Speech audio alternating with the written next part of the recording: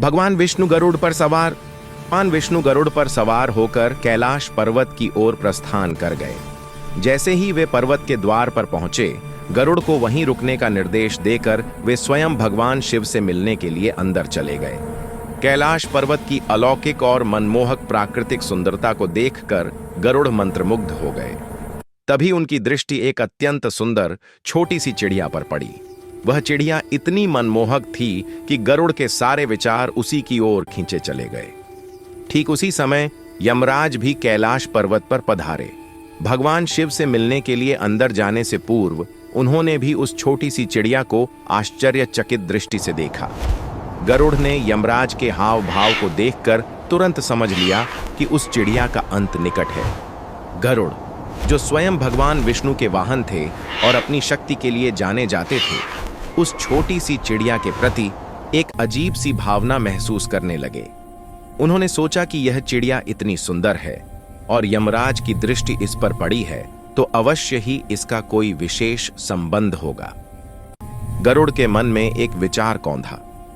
उन्होंने सोचा कि अगर वे इस चिड़िया को बचा लें तो शायद वे यमराज को प्रसन्न कर सकेंगे या कोई ऐसा पुण्य अर्जित कर सकेंगे जिससे उनकी सेवा का फल बढ़े।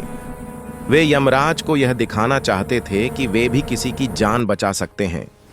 जैसे ही यमराज अंदर जाने लगे, गरुड़ ने उस छोटी सी चिड़िया को अपने पंजों में दबोच लिया। उन्होंने ऐसा बहुत ही कोमलता से किया ताकि चिड़िया को कोई चोट न पहुंचे, पर वह उनके पंजे से बच न सके। जब यमराज शिव से मिलकर बाहर आए तो उन्होंने गरुड़ को देखा। गरुड़ के पंजों में दबी उस चिड़िया को देखकर यमराज ने गरुड़ से पूछा, यह कौन है और तुमने इसे क्यों पकड़ा है? गरुड़ ने विनम्रता से उत्तर दिया, हे धर्मराज, यह एक छोटी सी चिड़िया है। मैंने इसे इसीलिए पकड़ा है क्योंकि मैंने देखा कि आपकी दृष्टि इस पर पड़ी थी और मैं समझ गया कि इसका अंत निकट है। मैं इसे बचाना चाहता था। यमराज मुस्कुराए। उन्होंने गरुड़ की ओर देखा और कहा, गरुड़, तुम अपनी शक्ति और सेवा भाव के लिए जाने जाते हो, परंतु विधि का विधान कोई नहीं बदल सकता। मैंने इस चिड़िया को इसलिए देखा था क्योंकि इसका समय पूरा हो गया था। यह मेरी ओर आकर्षित हुई थी और अब इसका अंत निकट है।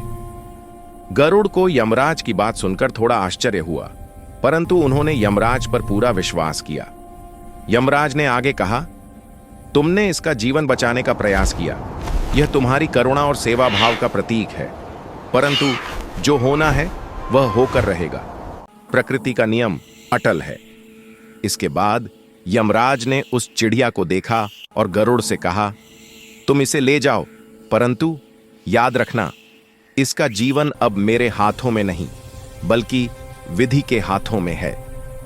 जैसे ही गरुड़ ने चिड़िया को छोड़ा, वह चिड़िया उड़ गई, परंतु कुछ ही पल बाद एक विशाल गरुड़, जो यमराज के गणों में से एक था, आकाश से उतरा और उस छोटी सी चिड़िया को निगल गया। यह देखकर गरुड़ अचंभित रह गए। उन्होंने यमराज की ओर देखा। यमराज ने शांत भाव से कहा, देखा गरुड़, विधि का विधान अटल है।